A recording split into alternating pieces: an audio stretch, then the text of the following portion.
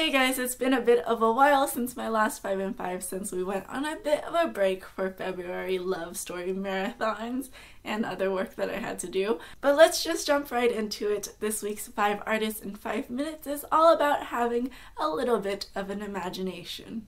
Francisco Goya was a Spanish romantic painter and printmaker. Sleep of Reason Produces Monsters is an etching Goya made as the 43rd of 80 etchings, making up a collection of satires called Los Caprichos.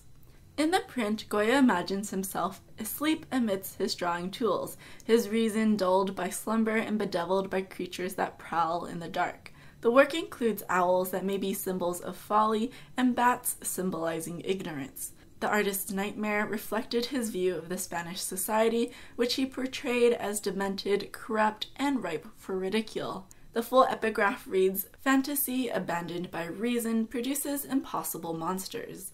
United with her, she is the mother of the arts and the origin of their marvels." Albrecht Dürer was an important painter, printmaker, and theorist of the German Renaissance.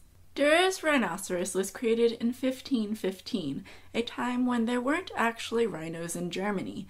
So how did the famous printmaker create a drawing of a creature he never saw?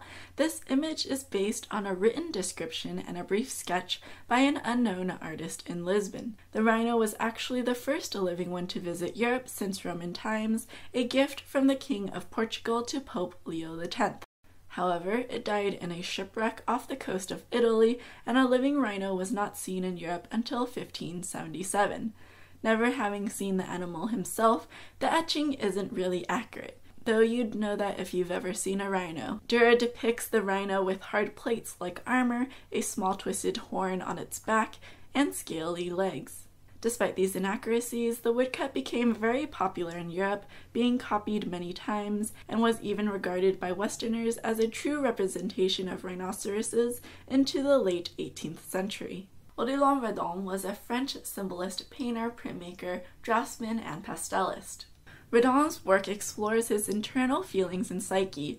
He wanted to place the visible at the service of the invisible. Thus, although his work seems filled with strange beings and grotesque dichotomies, his aim was to represent pictorially the ghosts of his own mind. In his journal, he writes, "I have often, as an exercise and as sustenance, painted before an object down to the smallest accidents of its visual appearance, but the day left me sad and with an unsatiated thirst.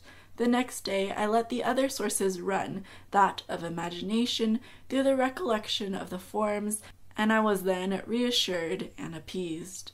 Hieronymus Bosch was an early Netherlandish painter. His work is known for its fantastic imagery, detailed landscapes, and illustrations of religious concepts and narratives.